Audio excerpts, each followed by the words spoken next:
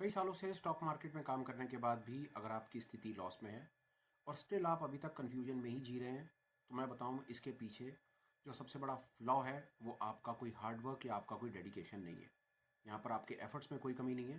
जो सबसे बड़ी गलती है वो है आपकी अप्रोच की, आपकी थिंकिंग की, जो स्ट्रक्चर्ड नहीं है। ये बिल्कुल वैसा ही है कि आपको नदी के अंदर में एक नाव चलाने का मौका मिला और जो आप नाव चला रहे हैं वो बिल्कुल भाव और प्रभाव के बिल्कुल विपरीत चला रहे हैं। बिल्कुल उल्टी दिशा में आप नाव को ले जाने की कोशिश कर रहे हैं। आप जितने मर्जी एफर्ट लगा लो, जितनी मर्जी ताकत लगा लो, यहाँ पर आप जितना मर्जी एफर्ट, डेडिकेशन, हार्डवर्क, डिसिप्लिन, सब कुछ आप अपना मेंटेन कर लो, अपने आप को जितना ज़्यादा मोटिवेटेड रख लो, पर at the end of the day net result क्या है? या तो आप लॉस में हैं, financial loss, physical loss, emotional loss, या आप सेम बिल्कुल वहीं के वहीं आकर के खड़े हो जाएंगे। ये सेम स्थिति है स्टॉक मार्केट में। जो हमको डेली एक रिटेल ट्रेडर को जो पनिशमेंट का सामना करना पड़ता है, ट्रस्ट मी, उसका सबसे बड़ा कारण यहाँ पर आप अपने लेवल पर कई कई घंटे चार्ट्स देखते रहते हैं, इंडिकेटर्स लगाते रहते हैं, नई स्ट्रैटेजी सीखते रहते हैं, नए सेटअप्स लगाते रहते हैं।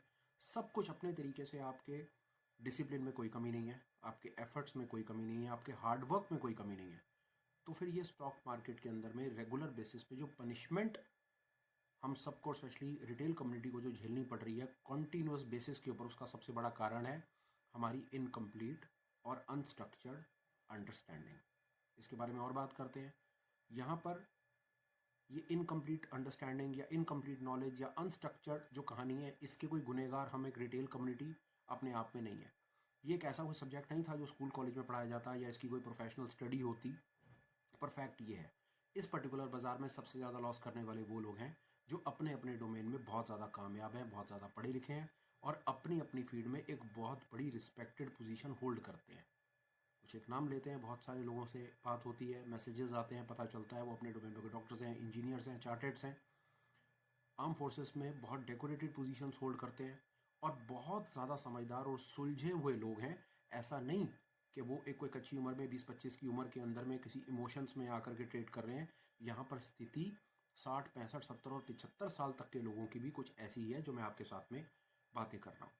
उसके पीछे जो मुझे और दूसरा सबसे बड़ा फ्लॉ लगता है, या जो सबसे बड़ा मुझे जो चैलेंज लगता है जिससे हम एज एन रिटेल कम्युनिटी जूझ रही है, वो है फ्लॉ एजुकेशन की तरफ। कि जो इन्फॉर्मेशन, जिस बेसिस के ऊपर हम इंफॉर्मेशन कलेक्ट करते हैं और उस कलेक्टेड इन्फॉर्मेशन के बेसिस के ऊपर जो स्टॉक मार्केट में आकर के हम काम करने की कोशिश करते हैं, उसका जो मेन सोर्स है on the face of it, वो सामने यूट्यूब हमें नजर आता है। आप अपने आप से पूछ करके देख लीजिए कि पिछले 6 महीने, साल भर में आपने स्टॉक मार्केट को लेकर के अपनी प्रोफेशनल पढ़ाई इसको देख करके आपने पिछले साल भर में कितनी किताबें पढ़ी, प्राइस एक्शन को लेकर के, मार्केट स्ट्रक्चर को लेकर के, रिस्क मैनेजमेंट को लेकर के या ट्रेडिंग साइकोलॉजी को लेकर के आपने खुद कितनी किताबें पढ़ी। और वहीं आप उसका कंपेयर कर लीजिए कि आपने अपनी अंडरस्टैंडिंग को डेवलप करने के लिए यूट्यूब पर कितने वीडियोस देखे, आपने कितनी स्ट्रैटेजी हंट करी, आपने कितने इंडिकेटर्स लगा लगा करके, बैक टेस्ट करके उनका आपने सब कुछ करके देखा, आपको सच्चाई का पता चल जाएगा। अब यूट्यूब के ऊपर सामने से जो इन्फॉर्मेशन हमारे पास आ रही है, वहाँ पर दो तीन चीज़ें हैं। पहली चीज़ जो है कि वहाँ पर जो इन्फॉर्मेशन हमारे पास आ रही है वो ऑर्गेनाइज नहीं है, सिस्टमेटिक तरीके से नहीं है। वहाँ पर मोर और लेस जो काम हो रहा है वो काम हो रहा है टिप्स ले लो, ट्रिक्स ले लो, स्ट्रैटेजीज ले लो, इंडिकेटर्स ले लो, अल्गोज ले लो, कुछ रेडीमेड हमसे रोबोट्स ले लो, और कुछ भी अगर आपको समझ ना आता हो तो हमारे हमारे अपने ही बनाए हुए कई हमारे भाई बहन हैं जो अपने ही बनाए हुए प्रोप्राइटरी इंडिकेटर्स हमें बेचने की सुबह शाम कोशिश कर रहे हैं, विद होप कि पहला, हमको ऐसे वीडियोस, ऐसे एक्साइटिंग थंबनेल्स के साथ सामने से ऐसी पिक्चर प्रेजेंट करी जाती है और ऐसे स्ट्रक्चर्ड पीपीटी प्रेजेंटेशंस दिखाए जाते हैं जो हमें अननेसेसरी ओवर कॉन्फिडेंस, एक बायस देते हैं, हमको ओवर कॉन्फिडेंट करते हैं, हमको फॉल्स होप्स देते हैं। उन होप्स के बेसिस के ऊपर हम फिर अपनी हिम्मत और शक्ति इकट्ठी करते हैं और अगले दिन बाजार में जाकर के अंततः क्या करते हैं, कॉल और पुट करते हैं, और 3:30 बजे हम फिर उसी दलदल में आकर के खड़े हो जाते हैं और फिर अपने आप को समझाते हैं कि ये मैंने क्या कर दिया। ये सच्चाई, that is what we been observing, following, learning for not less than 5-7 years now. वापस आते हैं उस बात के ऊपर में, जो हमको अनस्ट्रक्चर्ड इन्फॉर्मेशन सामने मिल रही है, अनऑर्गेनाइज इन्फॉर्मेशन हमको सामने से मिल रही है। कोई सोच करके देखिएगा, वहां पर स्थिति हमारी, एक्चुअली में स्थिति हमारी वहां पर हो गई है, हम स्ट्रैटेजी हंटर, इंडिकेटर हंटर बन करके रह गए हैं और इससे ज़्यादा कुछ भी नहीं है। 3:30 बजे हम बाजार में आते हैं, पिटे हुए बाजार में आते हैं, वहां पर आकर के हम वापस यूट्यूब पर जाकर के कोई और स्ट्रैटेजी, सेटअप, सेटिंग ढूंढने की कोशिश करते हैं, with a hope, with aspirations कि अगले दिन हम अपनी ही बनाई हुई इन्फो, जो हमने पुराना डेटा या पुरानी इन्फॉर्मेशन हमने इकट्ठी कर रखी है, हम उसको और ज़्यादा रिफाइन करने की कोशिश करते हैं विद अ होप कि सारी की सारी ये जो गलतियां मैं पिछले दिनों में करता चला आ रहा हूँ, वो गलतियां शायद मैं कुछ कम कर पाऊंगा, कुछ ट्रेड ठीक से कर पाऊंगा, अपने लॉसेस को रिकवर कर पाऊंगा। बहुत सारे मेरे भाई बहन ऐसे हैं कि या तो वो अपने लॉसेस को रिकवर करके बाजार छोड़ना चाहते हैं, या लॉसेस रिकवर करने के बाद उम्मीद करते हैं कि वो इसके अंदर में कुछ ना कुछ एक सस्टेनेबल सोर्स ऑफ इनकम बनाएंगे या इसको अपना करियर बना करके जीवन में आगे बढ़ेंगे।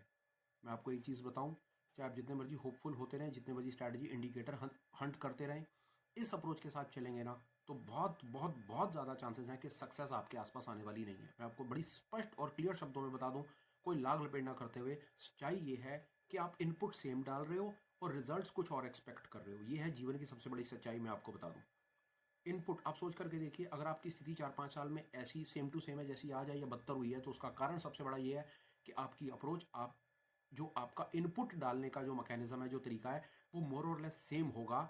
तो आपके रिजल्ट कैसे विपरीत हो सकते हैं? अगर आप किसी कारण से नेगेटिव ऑप्शन बायर बने बैठे हैं और आपको पता चल रहा है सामने से कि दुनिया जहान के इंडिकेटर स्ट्रेटजी सेटअप लगाने के बाद भी आपकी नेकेड ऑप्शन बाइंग स्ट्रेटजी आपको काम करके नहीं दे रही, तो यहाँ पर आपको रुकना है और समझना है कि जो जिस तरीके से आप ये काम करने की कोशिश कर रहे हैं, शायद हो सकता है वो तरीका ही गलत हो। आपको ऐसा क्यों लगता है कि आपके डिसिप्लिन में या आपके हार्ड वर्क में या आपके एफर्ट में कमी है? ऐसा दूसरी तरफ भी तो हो सकता है ना कि आप जिस अप्रोच के साथ इस काम को करने की कोशिश कर रहे हो वो अप्रोच ही गलत हो।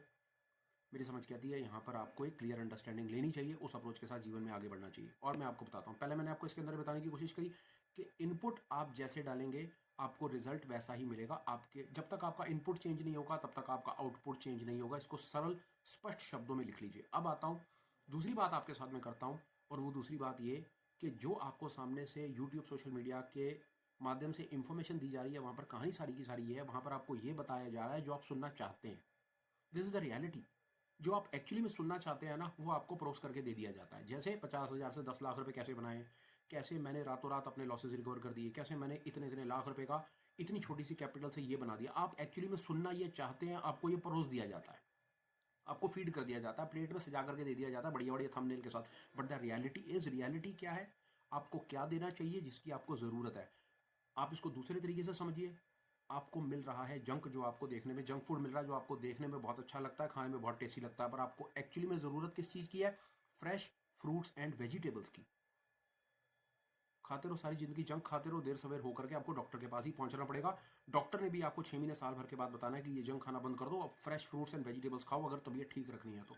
बात सारी की सारी ये है कि जो आप अपने दिमाग में डालोगे, जैसा इनपुट डालोगे, वैसे वैसे रिजल्ट्स आपको मिलते चले जाएंगे और वो आपको सामने से दिख भी रहे होंगे। अब आगे चलते हैं कि ये पर्टिकुलर चैनल जो आप ये वीडियो देख रहे हैं, हमारे पास आपको देने के लिए क्या क्या नहीं है, पहले आप ये सुन लीजिए। सबसे पहली चीज़, हमारे पास आपको देने के लिए कोई टिप नहीं है, ट्रिक नहीं है, रिकमेंडेशन नहीं है, कोई बाय सेल नहीं है, कोई फॉल्स होप्स नहीं है, कोई अननेसेसरी एसाजरेटेड किसी भी तरह के कोई ओवर कॉन्फिडेंस नहीं है, कोई डोपामाइन बूस्ट नहीं है। ऐसी नॉनसेंस आपको हमारे पास में मिलने वाली नहीं है। हमारे पास आपको मिलेगी क्लैरिटी इस चीज़ की कि बाजार काम कैसे करता है। हमारे पास में आपको मिलेगा मार्केट स्ट्रक्चर क्या है, प्राइस एक्शन क्या है, कौन से ऐसे गिने चुने इंडिकेटर्स हैं जो इंडिकेटर्स प्राइस एक्शन के साथ मिला करके या प्राइस एक्शन के साथ काम करके आपको एक क्लियर बायस फॉर्म करने में हेल्प करते हैं। आपको हमारे पास में मिलेगा रिस्क मैनेजमेंट। रिस्क मैनेजमेंट क्या है, कैसे किया जाता है, हेजिंग स्ट्रैटेजीज क्या है, आर्बिट्राज क्या है, कैसे आप अपनी कैपिटल को सेफ रख के थोड़े से पैसे के साथ स्टॉप लॉस अपना मैनेज करके इस पर्टिकुलर काम को बहुत सेंसिबल तरीके से, बिजनेस के तरीके से सस्टेन भी कर सकते हैं और लंबा चला सकते हैं। ये इंफॉर्मेशन आपको हमारे पास में मिलने वाली है। सरप्राइजिंग एलिमेंट ये है कि अगर आप यहाँ पर रुके हुए हैं स्ट्रैटेजी सेटअप के लिए, इंडिकेटर के लिए, कुछ हंटिंग के लिए, शॉर्टकट के लिए, कॉलपुट के लिए, सुबह आऊँगा शाम को जाऊँगा 500-700 हज़ार बना करके निकल जाऊँगा, तो मेरी समझ के आती है आपको हमारे पास में सिर्फ डिससेटिस्फैक्शन ही मिलने वाला है और इससे ज़्यादा कुछ नहीं। यहाँ पर आप रुकिए अगर आपको ये समझना है कि बाजार काम कैसे करता है। And I am very much hopeful, अगर आप इस अप्रोच के साथ जीवन में आगे बढ़ेंगे, आप स्टॉक मार्केट का काम करें या ना करें, पर अगर आपकी अप्रोच ठीक होगी तो जीवन में आप कुछ बहुत बेहतर कर पाएंगे। ये मेरा मैसेज था जो मुझे आपको देना था। Thank you.